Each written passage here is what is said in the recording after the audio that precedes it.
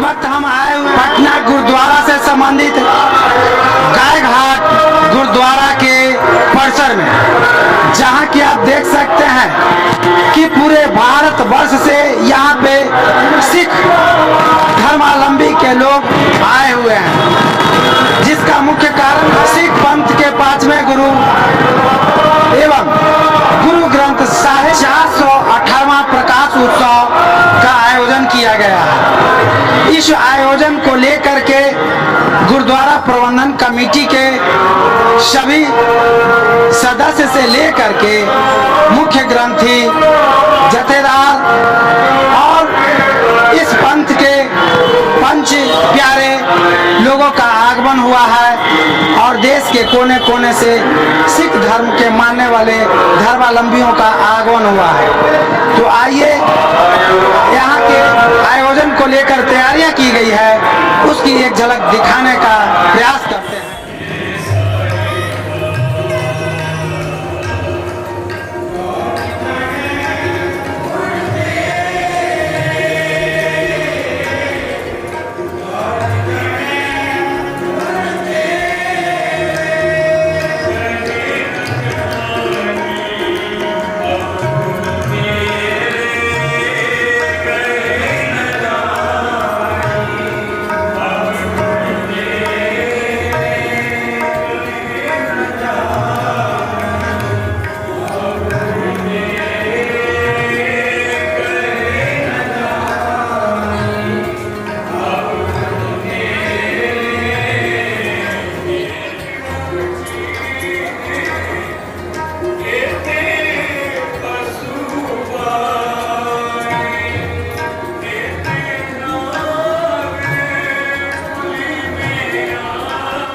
हमारे बीच हैं विश्व प्रसिद्ध जत्थेदार एवं मुख्य ग्रंथी ज्ञानी रंजीत सिंह कहरे मस्किन।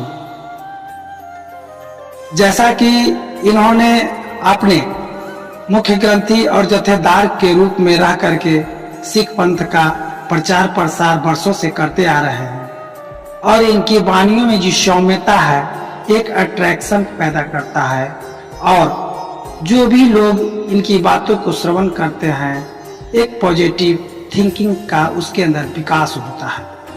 तो आज इस अवसर पर 418वां प्रकाश वर्ष गुरु ग्रंथ साहिब जी के रूप में मनाया जा रहा है और आप देख सकेंगे कि ये पटना नगरी जो है सिख धर्मावलंबियों से पट गया है और हर जगह पूरे देश के कोने कोने से यहाँ पे सिख धर्मावलंबी के लोग जुट रहे हैं। तो आइए क्या है यह गुरु ग्रंथ साहिब जी का प्रकाश उत्सव, इसके बारे में हम जथेदार साहब से जानने का प्रयास करते हैं। सत श्री अकाल। सत श्री अकाल। वाहिगुरु जी का खालसा, वाहिगुरु जी की फतेह। श्री गुरु ग्रंथ साहिब जी महाराज प्रज्वलित साक्षात ज्योति रूप हैं। आज के दिन श्री गुरु अर्जन देव महाराज जो 5वें गुरु थे गुरु नानक की गद्दी पर, उन्होंने गुरु ग्रंथ साहब महाराज जी की वाणी का संपादन किया, जिसमें उन्होंने भगत सिरमौर भगत श्री कबीर जी महाराज का कलाम दर्ज किया, हजरत बाबा फरीद साहब की वाणी को दर्ज किया। इस तरह रैदास जी महाराज और सदना जी, सैन जी, भगत धन्ना जी और इस तरह से महापुरुषों का पावन कलाम, पावन वाणी उसमें दर्ज की। उनमें 6 गुरु ग्रंथ साहिब जी में 6 गुरु साहिबान की वाणी भी दर्ज है, जिनमें श्री गुरु नानक देव जी, गुरु अंगद देव जी, श्री गुरु अमरदास जी महाराज, गुरु रामदास जी महाराज, स्वयं गुरु अर्जन देव जी और श्री गुरु तेग बहादुर जी की वाणी गुरु ग्रंथ साहिब जी में दर्ज है। इस तरह से 15 भक्त और 11 भट्ट जो हैं उनकी वाणी दर्ज है। 36 महापुरुषों का कलाम, जिनमें हिंदू, मुस्लिम, सिख और गुरु साहिबान हैं। श्री गुरु ग्रंथ साहिब महाराज विश्व का एक ऐसा आध्यात्मक गुरु स्वरूप हैं जिनकी महिमा परमापार है।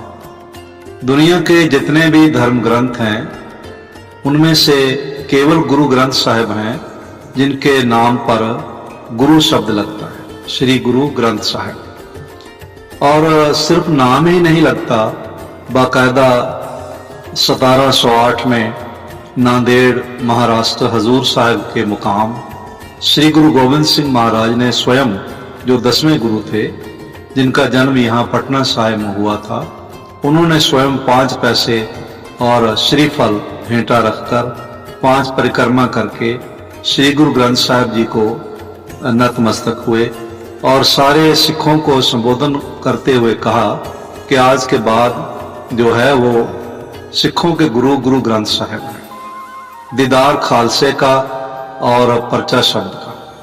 सब सिखन को हुक्म है गुरु मान्यो ग्रंथ। और तब से आज तक गुरु ग्रंथ साहब युगों पर्यंत, युगों से जुगों जुग अटल गुरु ग्रंथ साहिब जी कहा जाता है।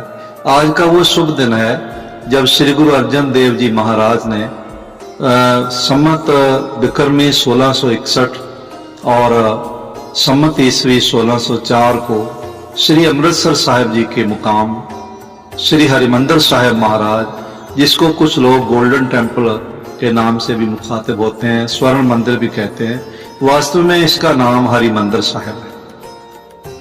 सिख जगत में इसको दरबार साहिब बोला जाता है, साहिब का गुरु का दरबार। तो वहां पर आज पहली दफा, आज के दिन, आज से 418 साल पहले उन्होंने जब प्रकाश किया, उनका पाठ पठन हुआ, तो सबसे पहले उनके जो महान सिख थे, जिन जैसा दूसरा सिख ढूंढना बमुश्किल होगा और शायद नामुमकिन हो, नामुमकिन नहीं कहा जा सकता पर बहुत मुश्किल है, बाबा बुड्ढा जी। उनको आपने प्रेरणा की कि आप अपने सिर पर विराजमान करवा के श्री गुरु ग्रंथ साहिब जी महाराज को दरबार साहब में ले जाया जाए। तो स्वयं गुरु अर्जन देव जी महाराज, गुरु नानक की गद्दी पर 5वें सतगुरु, उन्होंने अपने हाथ में चंवर लिया और चंवर ढुलाते हुए बाबा बुड्ढा साहब जी के सिर पर विराजमान करवा के श्री हरिमंदिर साहिब पहुंचे। और कुछ सिखों ने प्रश्न भी किया, महाराज आपकी तो स्वयं की वाणी है, तो आप इसको मत्था टेकते हैं, नतमस्तक होते हैं। तो श्री गुरु अर्जन देव जी ने कहा, ये हमारी वाणी नहीं है, ये अकाल पुरख की वाणी है, परमात्मा के बोल हैं। जो प्रभु के दर होए बीतीते, सो नानक आख सुनाओ, जैसी मैं आवे खसम की वाणी, फैसला करी ज्ञान वे लाओ। और इस तरह से, और ये भी कहा कि सतगुरु के शरीर है जो, सब थान समय सब ना प्रगट है। जो हमारा शरीर है वो हर समय हर जगह नहीं हो सकता, क्योंकि शरीर का जन्म भी है और शरीर का जो है वो प्रभु में लीन होना भी है, इसलिए शरीर हमेशा नहीं रहता। सतगुरु के शरीर हैं जो, सब थान समय सब ना प्रगटे हैं, ग्रंथ हृदय गुरु को ये जानो। ये जो गुरु ग्रंथ साहिब हैं, ये गुरु का हृदय, गुरु के वाणी है, गुरु की भावनाएं हैं, गुरु का विचार है, गुरु का किरदार है।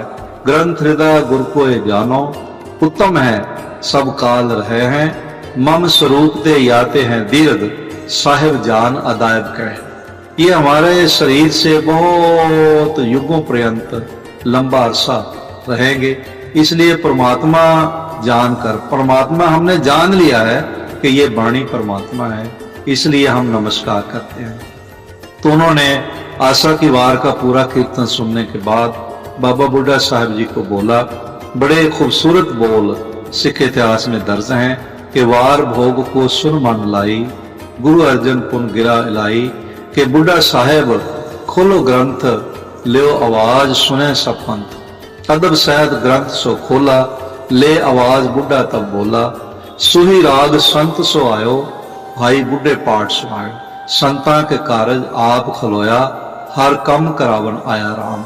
सबसे पहला जो शब्द गुरु ग्रंथ साहिब जी का श्री दरबार साहब अमृतसर में हुक्मनामे के रूप में पढ़ा गया, प्राप्त हुआ, वो ये सुबता सुही राग है, गुरु पातशाह की वाणी है। सुही महला पहला, सुही महला पंजवा, सुही राग की वाणी है। तो इस तरह से सुही राग शब्द सो आयो, भाई बुड्ढे पाठ सुनायो, संता के कारज आप खलोया, हर कम करावण आया राम। के संत जनों के कार्य सवारने को राम स्वयं आप आए। परमात्मा आप आया है। संतां के कारज आप खलोया, हर काम करावन आया राम। धरत सुहावी ताल सुहावा, बिच अमृत जल साया राम। ये धरती सुहावनी है, भाग्यशाली है, ये सरोवर भाग्यशाली है, और ये पारब्रह्म परमेश्वर की अनुकंपा हुई है। विच अमृत जल साया राम, इसमें अमृत जल जो है वो विराजमान है। इस तरह से मतलब आज तक वो आज के दिन विक्रमी तिथि के हिसाब से अंग्रेजी डेट चेंज होती रहती है, लेकिन आज के दिन हमेशा भाद्रों सुदी एकम 1661 का वो दिन याद किया जाता है। सारे विश्व में जो सिख अवलंबी हैं, धर्मावलंबी हैं, वो सब इस दिन को नतमस्तक होते श्रद्धा पूर्वक मनाते हैं। इसी के उपलक्ष्य में आज तख्त श्री हरमंदिर जी पटना साहिब में भी प्रबंधक कमेटी द्वारा दूर दराज से रागी जत्थे बुलाकर कीर्तन का भव्य आयोजन किया जा रहा है। मुख्य समागम जो है वो गुरुद्वारा गाय घाट में आज चल रहे हैं।